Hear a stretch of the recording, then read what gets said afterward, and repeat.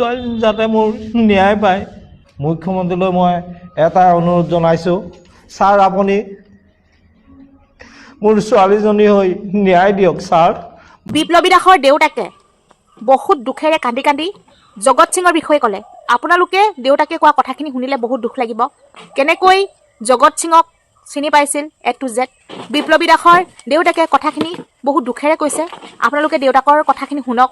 সংবাদ মেল পাতি কি কথা কৈছে আৰু জগত সিঙে কেনেকুৱা শাস্তি পোৱাটো যোগ্য আৰু জগত সিঙৰ বিষয়ে A to Z মই আপোনালোকক শুনাম। এখন সংবাদ মেল পতা হৈছিল তিতাবৰত। সেই তিতাবৰৰ সংবাদ মেলত কোনে কোনে জগত সিঙৰ বিষয়ে কি কথা কৈছে আপোনালোকে গোটেই সংবাদ মেলৰ বাৰ্তাটো আপোনালোকে শুনি লওক। প্ৰথমতে সকলো দল সংগঠন তিতাবৰ সমূহ ৰাইজক অসমৰ যিমান দল সংগঠন সকলোৱে মোক ছোৱালীজনী ন্যায়ৰ কাৰণে ইমান সহায় সহযোগ কৰিছে তাৰ কাৰণে মই বহুত বহুত ধন্যবাদ জনাইছোঁ। আৰু ছোৱালীজনী যাতে মোৰ ন্যায় পায় মুখ্যমন্ত্ৰীলৈ মই এটা অনুৰোধ জনাইছোঁ ছাৰ আপুনি মোৰ ছোৱালীজনী হৈ ন্যায় দিয়ক ছাৰ। একমাত্ৰ মোৰ এজনীয়ে ছোৱালী আছিলে, আগলৈ বছৰ আৰু মোৰ কোনো নাই, একমাত্ৰ মোৰ ছোৱালী এজনী আছিলে।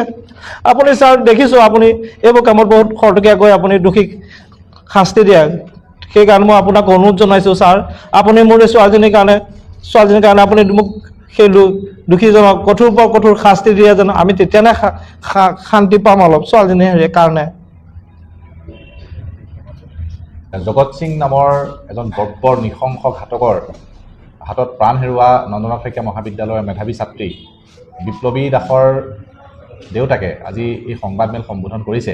তেখেত আজি এটা আৱেগিক মুহূৰ্তত আছে। তেখেতে আচলতে যিখিনি মনৰ কথা সেই কথাখিনি আচলতে সন্মুখত দাঙি ধৰিবৰ কাৰণে তেওঁ আচলতে ভাষা বিচাৰি পোৱা নাই। আজিয়েই নহয়, এই বিগত 7 তাৰিখৰ পৰা প্ৰত্যেকটো দিনেই তেখেতসকলে আচলতে মৰি মৰি যি আছে, নিজৰ এজনী গাভৰু যি হেৰুৱাবলগীয়া তেওঁলোকে হৈছে। গতিকে সেই মৰ্মবেদনা নিশ্চয় প্ৰত্যেকজনেই বুজি পাব। তেখেতে আচলতে তেখেতৰ বক্তব্যত এইকেইটা কথা ক'ব বিচাৰিছে যে প্ৰশাসনৰ মুৰব্বীসকলে আহি প্ৰতিবাদস্থলীতে সেইদিনাখন আচলতে গোটেই বিষয়টোৰ তদন্ত প্ৰক্ৰিয়া তাৎক্ষণিকভাৱে আৰু খুব সুন্দৰকৈ আগবঢ়াই নিয়াৰ প্ৰতিশ্ৰুতি দিছিলে। কিন্তু পৰিয়ালে এতিয়ালৈকে এই কথাখিনি গম পোৱা নাই যে তদন্ত প্ৰক্ৰিয়াটো বৰ্তমান কি পৰ্যায়ত আছে, কেনেধৰণে তদন্ত হৈছে, তাত পৰিয়ালৰ পৰা কিবা সহযোগিতা আগবঢ়োৱাৰ প্ৰয়োজন আছে নেকি, সেই বিষয়বিলাক তেওঁলোকে অৱগত হোৱা নাই। তেখেতসকলকো বিভিন্ন মানুহে বিভিন্ন ধৰণৰ কথা বতৰা সোধে বা তেখেতসকলৰ প্ৰথম কথা হ'ল নিজৰ ছোৱালীজনীৰ জড়িত যেতিয়া বিষয় সেই বিষয়খিনি তেওঁলোকৰ জানিবলৈ ইচ্ছা যায়। গতিকে আমাৰ আৰক্ষী প্ৰশাসন জিলা প্ৰশাসনৰ প্ৰতি অনুৰোধ যে যিখিনি বিষয় তদন্তৰ খাতিৰত প্ৰকাশ কৰাটো একেবাৰে অসম্ভৱ, সেইখিনিৰ বাহিৰে যিখিনি বিষয়ত আচলতে বক্তব্য ৰাখিব পৰা যায় সেই বিষয়খিনি আচলতে পৰিয়াল বা ইয়াৰ লগত জড়িত সংশ্লিষ্ট বিষয়সমূহৰ লগত জড়িত সংশ্লিষ্ট দল সংগঠন বা ৰাইজকো অৱগত কৰাটো দৰকাৰ বুলি আমি ভাবোঁ বা পৰিয়ালেও সেই কথাটো ভাবিছে। গতিকে আমি জিলা প্ৰশাসন আৰক্ষী প্ৰশাসনৰ প্ৰতি এটা অনুৰোধ জনাইছোঁ। লগতে যিটো আচলতে প্ৰথমৰ পৰাই দাবী উত্থাপন হৈ আহিছে যে এনেকুৱা ধৰণৰ এটা বৰ্বৰ নৃশংস হত্যাকাণ্ড সংঘটিত কৰাৰ পাছত অপৰাধীজন যাতে কোনো কাৰণতে 3 মাহৰ মূৰত জামিন লৈ মুকলি আকাশৰ তললৈ ওলাই আহিব নোৱাৰে, সেই কথাটো নিশ্চিত কৰিব লাগিব আৰক্ষী প্ৰশাসনে।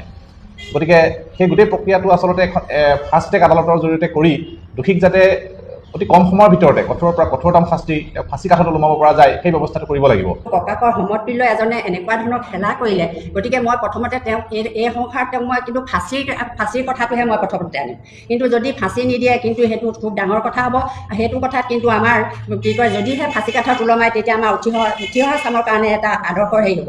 আমি এতিয়া বহুত দেখিছোঁ আমাৰতো মহিলা বিপ্লৱীৰ ন্যায় নালাগে, আমাক মহিলাসকলৰো ন্যায় লাগে। আজিলৈকে আমাৰ যিবিলাক মহিলা ধৰ্ষণত ইমান ডাঙৰ হেৰি এটা হৈ গ'ল, কিন্তু আমি আজিলৈকে আমি মহিলাসকলে আমি ন্যায় পোৱা নাই। কিন্তু আজিকালি যদিও হেৰি হয়, মানুহৰ এতিয়া কি কয় জগত সিঙৰে এতিয়া যিবিলাক হেৰি হৈ আছে তেওঁলোককো এতিয়াতো দীঘল হাত আছে, দীঘল হাতবোৰ মেলি দিছে। তেওঁ বোলে বহুত ধৰণে সেইধৰণে ন্যায় পাই আছে, হেৰি কৰি আছে। তেখেতৰ যিবিলাক এইবিলাক কৰ্ম যিবিলাক হেৰি তেওঁ বোলে তন্ত্ৰ মন্ত্ৰ হিচাপেও বোলে বহুতো হেৰি আছে। আজিকালিৰ দিনত তন্ত্ৰ মন্ত্ৰ সেইবিলাক থাকে নেকি? সেইকাৰণে সেইবোৰ তেওঁ এইবিলাক আশ্ৰম আছে, তেওঁ সেইখন কি আশ্ৰম তেওঁহে চিনি পায়। আশ্ৰম বুলিলে আজিকালি যে খুব সৎ কামৰে আশ্ৰম তেনেকুৱা নহয়, আজিকালি বিভিন্ন ধৰণৰ আশ্ৰম আছে। গতিকে মোৰ মতে সেইখন আশ্ৰমখন উচ্ছেদ কৰিব লাগে। আৰু তেখেতক মই বাৰে কৈছোঁ তেনেকুৱাবোৰ মানুহ থাকিব নালাগে। তেওঁক মই কিন্তু ফাঁচী কাঠৰহে ওলমোৱাৰ কথাটো মই কি কয় বেছিকৈ মই জোৰ দিছোঁ।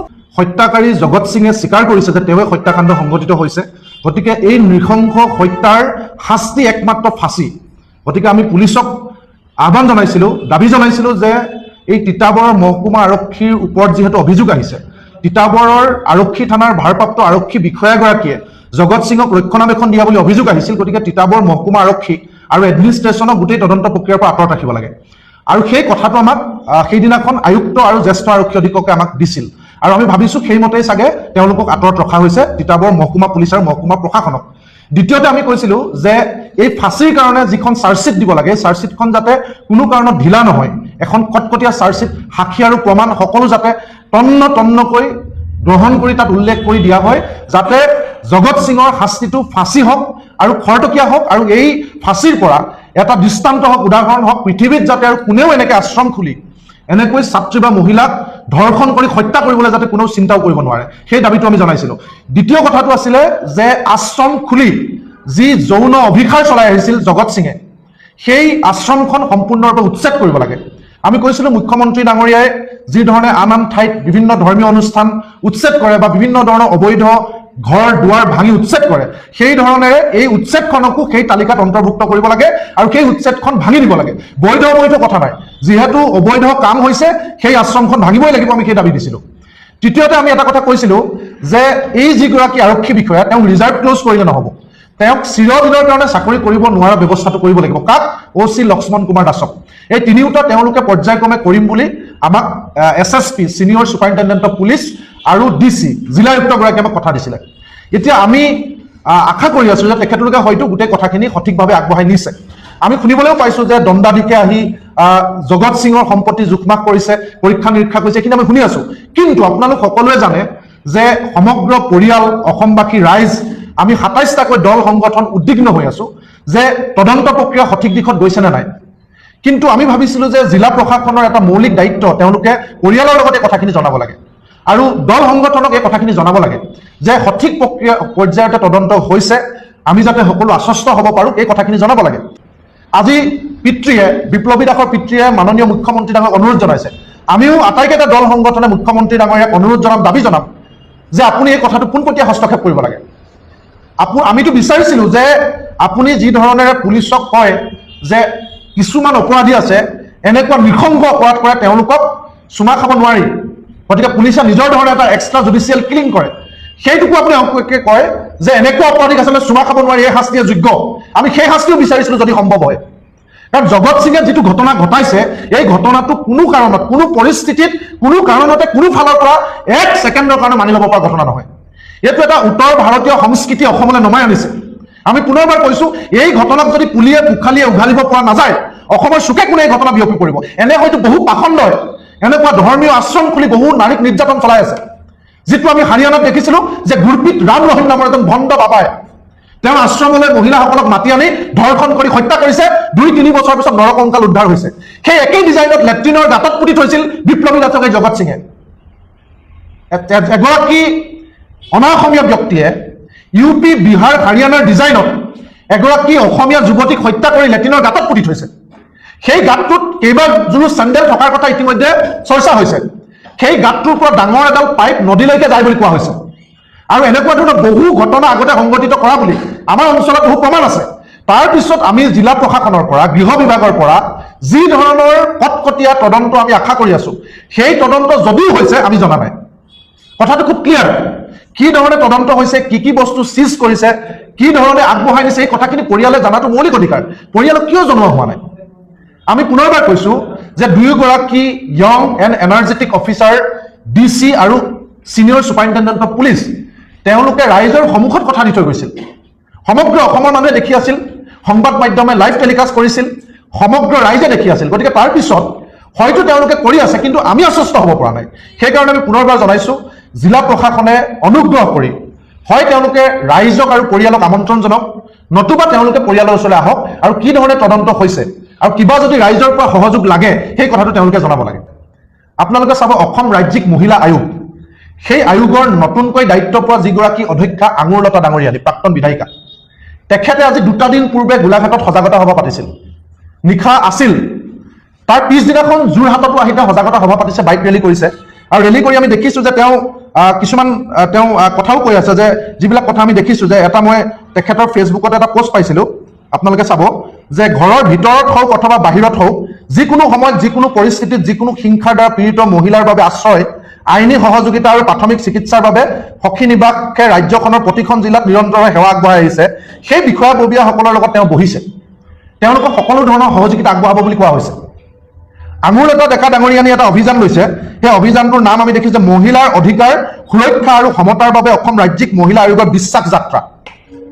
তেওঁ জিলাই জিলাই এই অভিযান চলাইছে আৰু তিতাবৰৰ পৰা মাত্ৰ 10 কিলোমিটাৰ দূৰত বা 15 কিলোমিটাৰ দূৰত তেওঁ সজাগতা সভা পাতি গৈছে। কিন্তু তেওঁ এক পাক বিপ্লৱী দাসৰ ঘৰলৈ অহাৰ প্ৰয়োজনীয়তা অনুভৱ নকৰিলে। সেইটো আজিৰ দিনটোত আমাৰ কাৰণে আটাইতকৈ দুৰ্ভাগ্যজনক কথা। ইয়াৰ আগতো গোলাঘাট জিলাতো মিটিং কৰিছে। এগৰাকী যুৱতী বন বিভাগৰ বিষয়াৰ নিগ্ৰহৰ বলি হ'ল দশমী দ্বাৰা। তেওঁৰ ঘৰলৈও কিন্তু নগ'ল। তেওঁৰ ঘৰৰ পৰা 20 কিলোমিটাৰ দূৰত তেওঁলোকে সজাগতা সভা কৰি গৈছে। গতিকে চৰকাৰী ধনেৰে এই ধৰণেৰে এটা চৰকাৰী ভ্ৰমণ লৈছে, নাম দিয়া হৈছে বিশ্বাস যাত্ৰা, আৰু ৰাইজক ন্যায় দিয়াবৰ কাৰণে সজাগ কৰা হোৱা বুলি কৈছে। তেনেস্থলত এদিন পূৰ্বে নৃশংসভাৱে এটা পাখণ্ডই দৰ্শন কৰি হত্যা কৰি যোৱা যদি যুৱতীৰ ঘৰতে খবৰ ল'বলৈ এটা পাক তেওঁ আহৰি নোলায়, তেতিয়াহ'লে এনেকুৱা ধৰণৰ চৰকাৰী সংস্থাই কিবা কামত আছে নেকি? আছে গৰু দাবাই ভাল, থকাতকৈ নথকাই ভাল। গতিকে এই কথাটো আমি আঙুৰলতা ডাঙৰীয়ানীক আমি প্ৰশ্ন কৰিছোঁ যে আপোনালোকে কিয় মাত নামাতে? বহু মহিলা, আজি মহিলা আয়োগ আছে, মহিলা বিভিন্ন ধৰণৰ চৰকাৰী পৃষ্ঠপোষকতাত সংগঠন আছে, তেখেতলোকে চৰকাৰী সা সুবিধা লৈ সংগঠন চলাই আছে। তেওঁলোকে কিয় বিপ্লৱী দাসৰ দৰে এগৰাকী ছাত্ৰীক নৃশংসভাৱে হত্যা কৰাৰ পিছত তোৰ শব্দ এটা মুখৰ পৰা কিয় ওলোৱা নাই? এই প্ৰশ্নটো আমি তেওঁলোকলৈ আহ্বান জনাইছোঁ। গতিকে সকলো ৰাইজকে আহ্বান জনাইছোঁ, আহক আমি বিপ্লৱী দাসৰ ন্যায়ৰ কাৰণে মাত মাতোঁ, বিপ্লৱী দাসৰ পৰিয়ালৰ কাষত থিয় দিওঁ, আৰু এনেকুৱা এটা দৃষ্টান্তমূলক শাস্তি জগত সিঙক দিয়া হওক, যি শাস্তিৰ জৰিয়তে অসম নহয়, ভাৰত নহয়, পৃথিৱীত যাতে এনেকুৱা কাম কৰিবলৈ কোনো সাহস নকৰে, সেই কথাটো আমি আহ্বান জনাইছোঁ। আৰু লগতে পুনৰবাৰ কৈছোঁ, মুখ্যমন্ত্ৰী ডাঙৰীয়া, আৰক্ষী সঞ্চালক প্ৰধান ডাঙৰীয়া, আপোনালোকে প্ৰতিটো কথাতে যি ধৰণেৰে আপোনালোকে প্ৰতিক্ৰিয়া প্ৰকাশ কৰে, অসমৰ মুখ্যমন্ত্ৰী ডাঙৰীয়া ফেচবুক লাইভ কৰি বিভিন্ন ধৰণৰ কথাৰ প্ৰতিক্ৰিয়া, বিভিন্ন আৰক্ষী বিষয়ক নিলম্বনৰ কথা কয়, সেইধৰণে আমি আপোনাক আহ্বান জনাইছোঁ, অনুৰোধ জনাইছোঁ, দাবী জনাইছোঁ। বিপ্লৱী দাসৰ হত্যাকাৰী জগত সিঙে নিজেই কৈছে যে তেওঁৰ বহু মন্ত্ৰী বিধায়ক অফিচাৰৰ লগত হাত আছে।